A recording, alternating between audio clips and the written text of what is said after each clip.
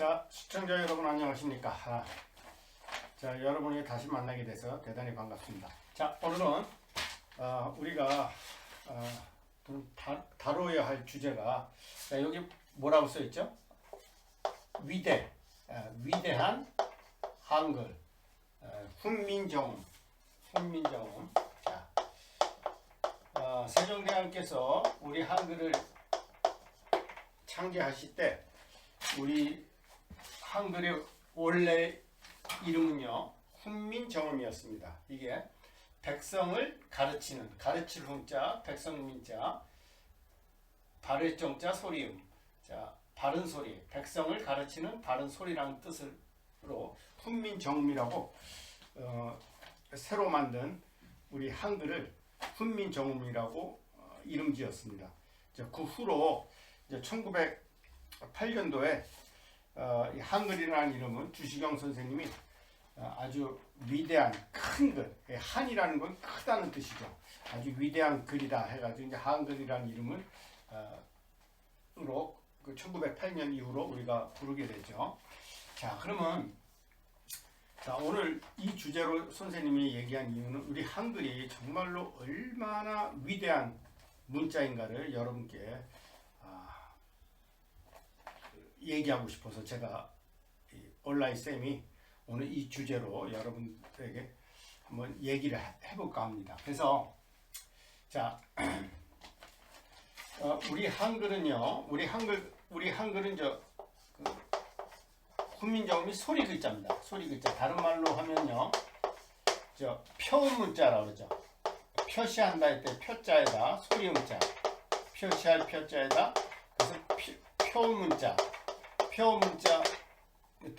순 우리말로 하면 이제 소리 글자라고 그러죠. 자, 그래서 그 소리를 나타내는 그런 글자이기 때문에 그걸 표음 문자라고 하고, 예를 들면 우리가 쓰는 이제 우리 국어에서 쓰는 그 한자 같은 건 이제 뜻을 나타내기 때문에 뜻글자라고 그러죠. 뜻글자라고 하는데 뜻글자는 이제 달리 얘기해서 표의 문자, 뜻의자 써가지고 뜻을 나타내는 문자다 그래가지고 표의 문자라고 합니다. 자, 그래서 대표적인 게 이제 한자죠.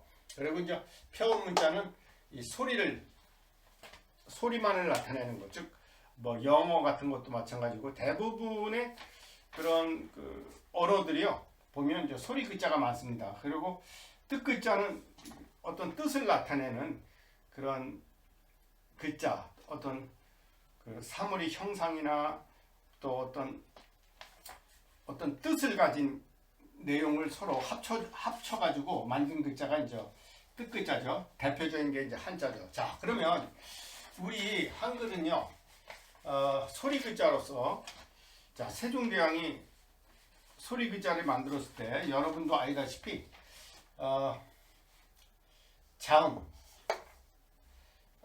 자음이라 그러죠.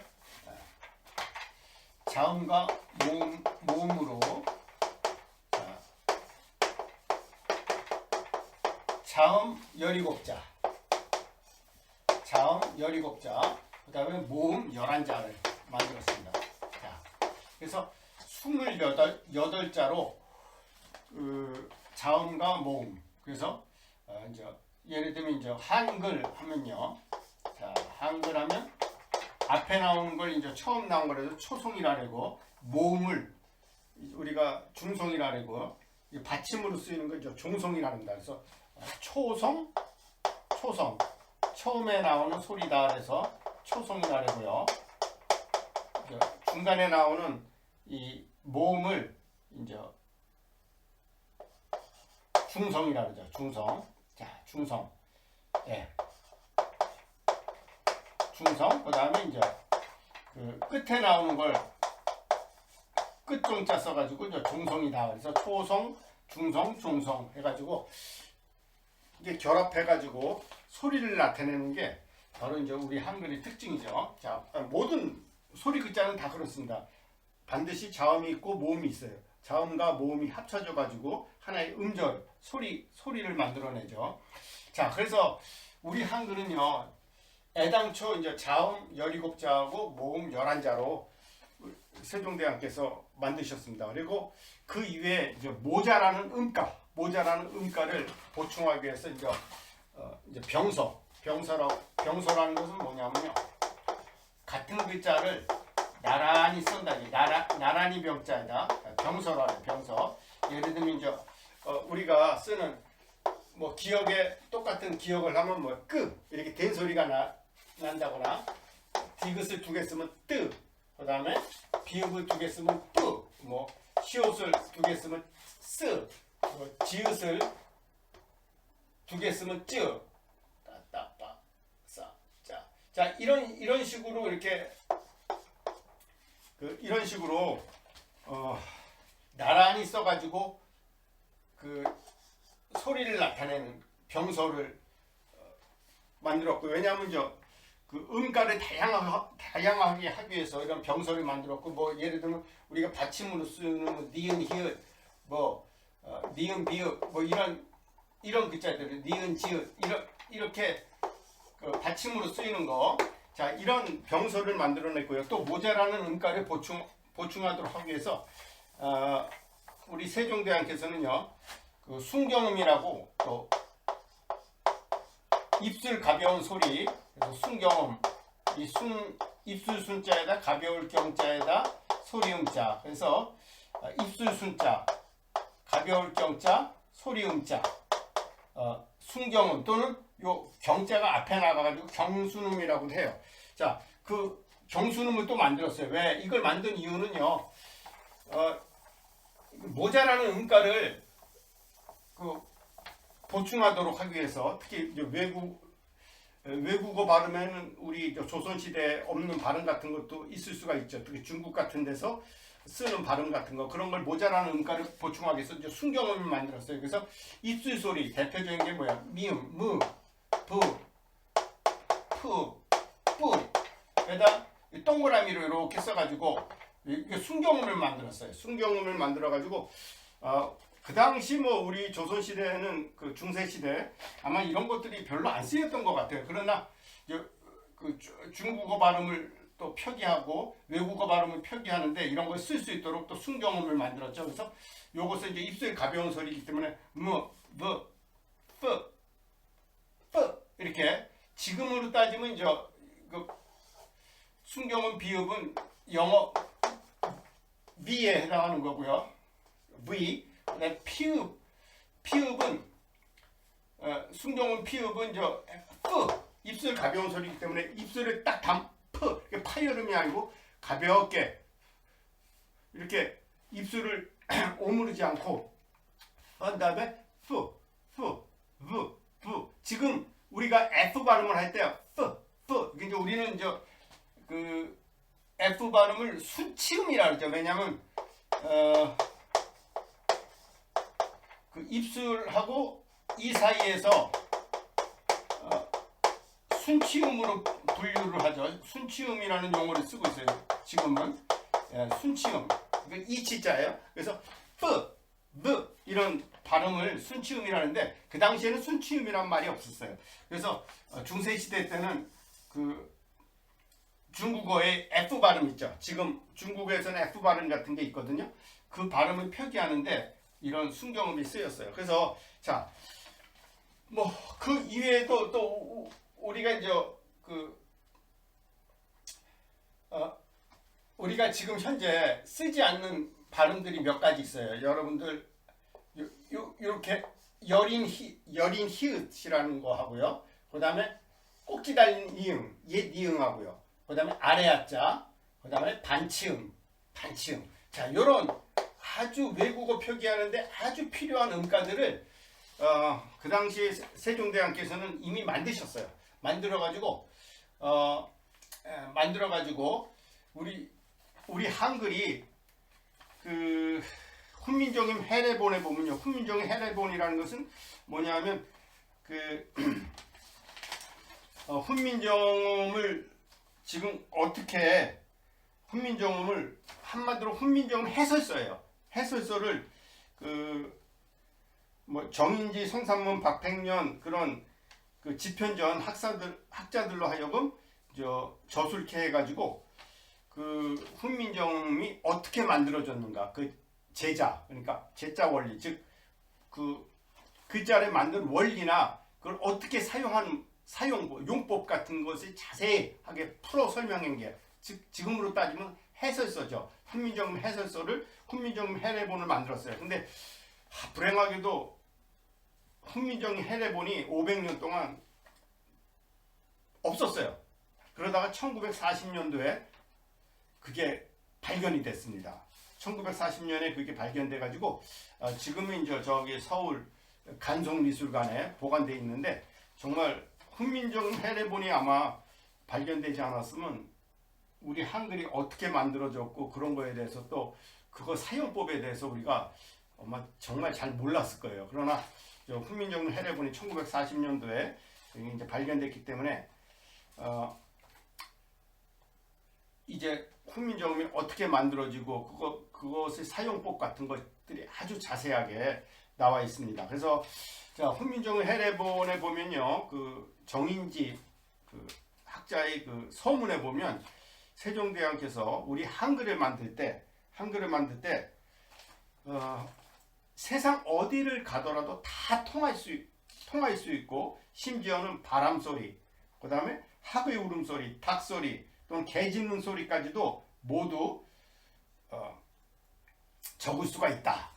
그렇게 했어요. 그러니까 자연의 모든 소리까지 다 적을 수 있는 아주 위대한 소리 글자를 세종대왕께서 만드셨다고 그렇게 얘기했습니다. 자, 그래서 세계 어디를 가도, 세상 어디를 가도 통하지 않는 게 없다. 그런 표현을 썼어요.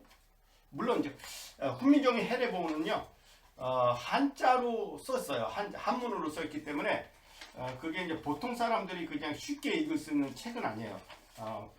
책은 아닌데, 이제 거기에 보면 정인지 학사께서 학자가 어디를 가더라도 다 통할 수 있는 그런 아주 위대한 그런 소리 글자를 만들었다, 그렇게 얘기했습니다. 자, 그런데 현재 우리는 어떻습니까? 우리 한글이 그렇게 세종대왕께서 정말 과학적으로 그렇게 위대한 한글을 만들었어요. 모음, 자음.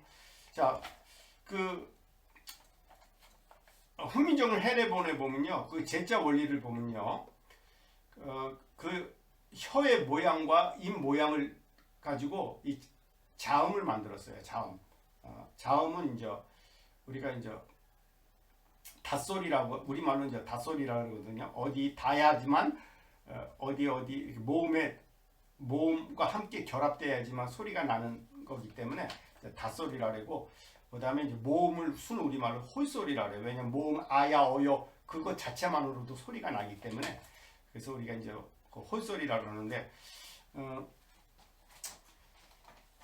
자, 그래서 세종대왕께서는요, 자, 그 자음을 만들 때도 그 입 모양과 혀 모양을 통해서 그걸 만들었습니다. 그래서 보면 요걸 선생님이 잠깐 보여드릴게요.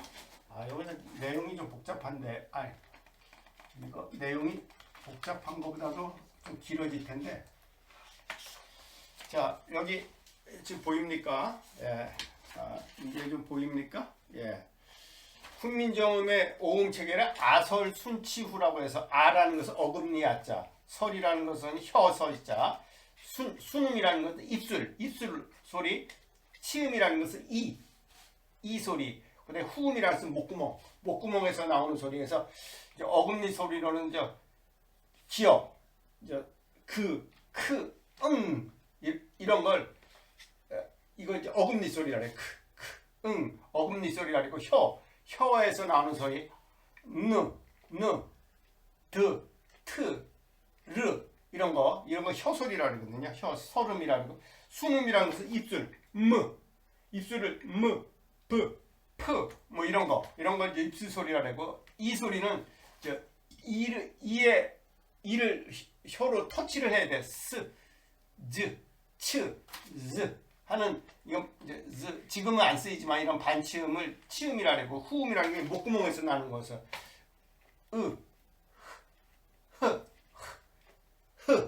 지금 요 여린 히읗은 아직 지금 우리가 쓰고 있지 않죠. 자, 지금 그래서 세종대왕은 이걸 음양오행설을 도입해가지고 아설, 순치음, 요거 이제 아음은 목, 나무목에 해당하고, 설음은 불화에 해당하고, 순음은 흑토, 즉 흙에 해당하고, 그 다음에 이는 금에 해당하고, 후음은 물에 해당하는 데서 목화, 토, 금수 이렇게 음양오행설에 의해 가지고 훈민정음을 이렇게 만들었습니다. 모음의 원리는 사실은 천지인, 알죠? 천, 지, 인을 결합해 가지고 이건 이제 무슨 원리를 보고 했냐면 음양오행 플러스 하늘의 별자리를 연구를 했습니다. 세종대왕께서 별자리를 연구해 가지고 그걸 아야오요오요우유 의 뭐 이런 모음을 만들어냈습니다. 이제 그래서 사실 훈민정음 해례본 원문을 보면요, 순전히 한문으로 되어 있고, 그리고 이 천문이라는 게 별자리를 세종대왕께서 별자리를 연구해 가지고 그거에 의해서 이렇게 지금 아야오요가 아니야 그 순서가 지금과는 다릅니다. 그래서 구체적으로 얘기하면요 굉장히 복잡해요. 그리고 좀 이해하기도 쉽지 않고. 근데 아무튼 우리에게 중요한 것은, 자, 지금 우리가 사용하고 있는, 지금 세종대왕께서는 애당초 모음 11개, 자음 17개 해가지고 전부 28자를 만들었어요. 그 이외에도 모자라는 음을 보충토록 하기 위해서 이런 병소를 만들었고, 그 다음에 또 이 순경음이라고 해가지고 이게 순음, 즉 입술 소리에 동그라미를 해가지고 이런 음을 쓰도록 했습니다. 그래서 아까도 얘기했지만 중국의 F 발음은 다 이런 순경음으로 적혔어요. 예를 들면 바람풍 같은 것도 지금 중국에서 펑이라고 발음하거든요. 펑을 이제 이런 식으로 표현을 했어요. 펑 이런 식으로. 그다음에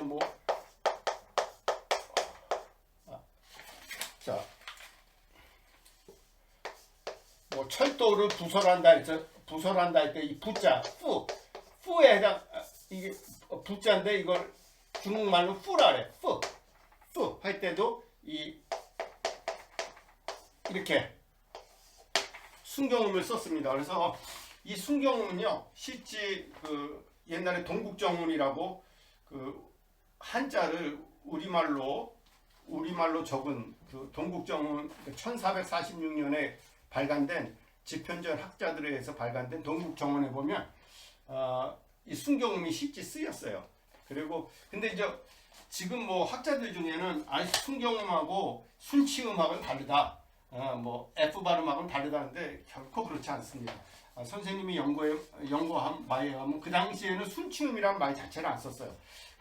중국에서도 그 F 발음에 해당하는 건 경순음, 순경음, 경이 앞으로 나가지고 경순음이라고 이렇게 표현을 했어요. 순경음 또는 경순음이라고 표현했습니다. 그래서 근데 이제 나중에 현대에 와서 이제 이걸 우리는 순치음으로 그렇게 이제 명칭을 변경했죠. 그래서 선생님이 사실 이제 이 F 발음이나 V 발음 영어에서 아주 영어뿐만 아니고 유럽의 프랑스어도 그렇고 에스파냐 즉 스페인어도 그렇고 중국어도 그렇고 이거 F 발음하고 V 발음 없는 나라가 거의 없어요.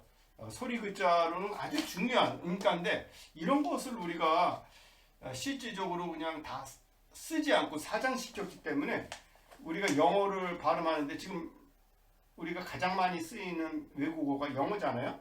근데 영어를 쓰는데 이런 F나 V 발음도 우리가 구별을 못 해가지고 패션인지 패션인지 패밀리라 그런 발음도 해서 패밀리라고 그렇게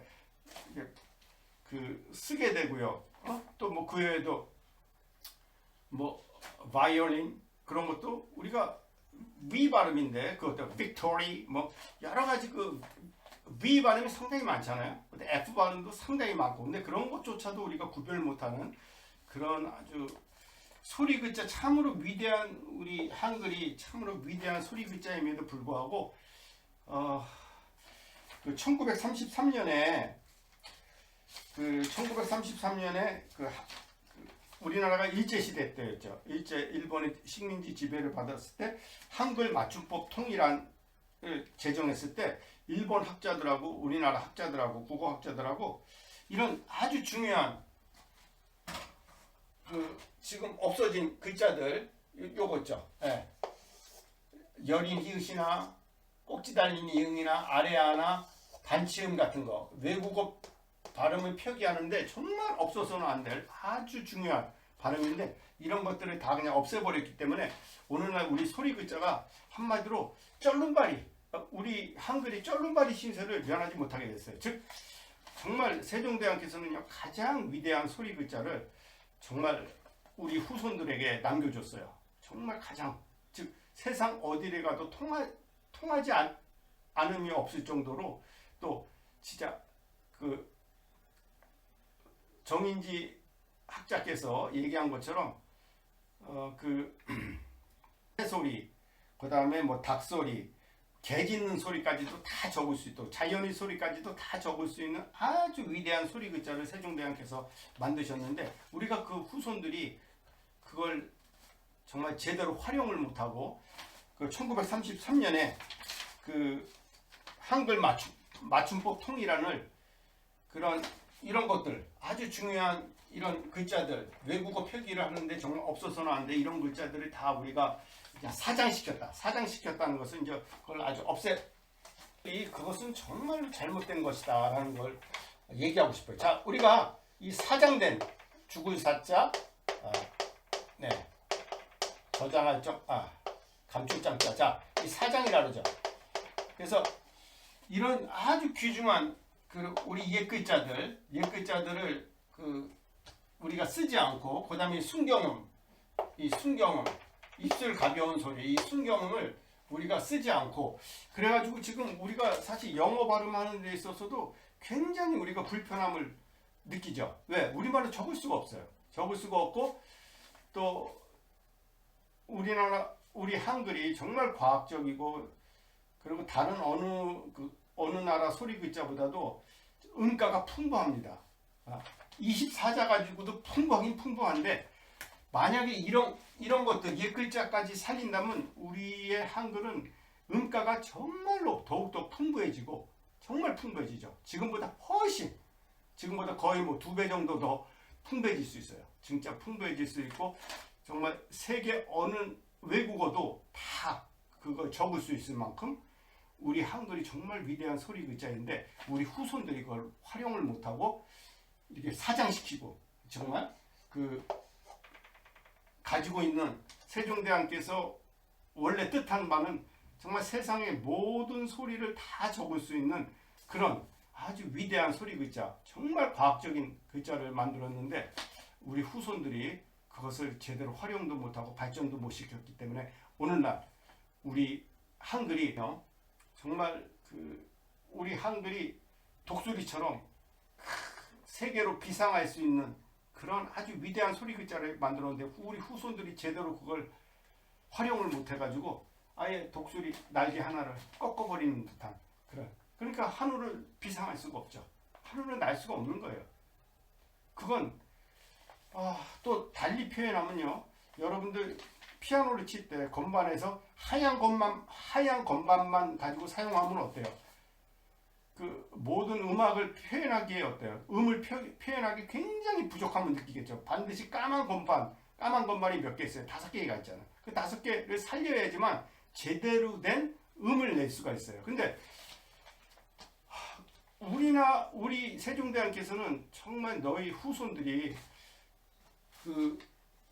이런 세종대왕께서 애당초 만들었던 이런 소리, 이런 글자와 그 다음에 순경음, 그 다음에 이제 아까 얘기했던 뭐 병소들 그런 것들을 다 총동원한다면 총동원하고 또 우리가 그걸 좀 더 발전시킨다면 정말 한글은요 세계에서 가장 위대한 소리 글자가 되기에 부족함이 없는 그런 글자가 될 수 있어요. 그런데도 지금 우리가 정말 독수리 날개를 하나를 완전히 꺾어버린 격이에요.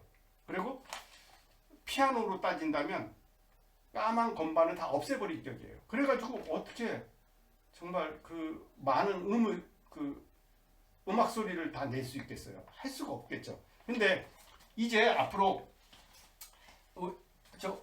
저놈들이 이제 한글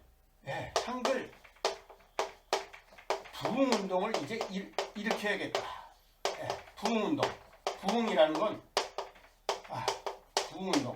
자, 위대한 한글을 다시 정말 진정으로 위대한 소리 글자, 세종대왕께서 원했던 세계 어디를 가도 통하지 않음이 없는 그런 위대한 그 소리 글자로 다시 우리가 부활시켜야겠다. 그래서 선생님은 한글 부흥 운동을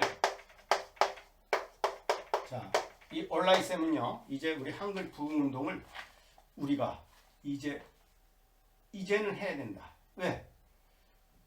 생각해 보세요.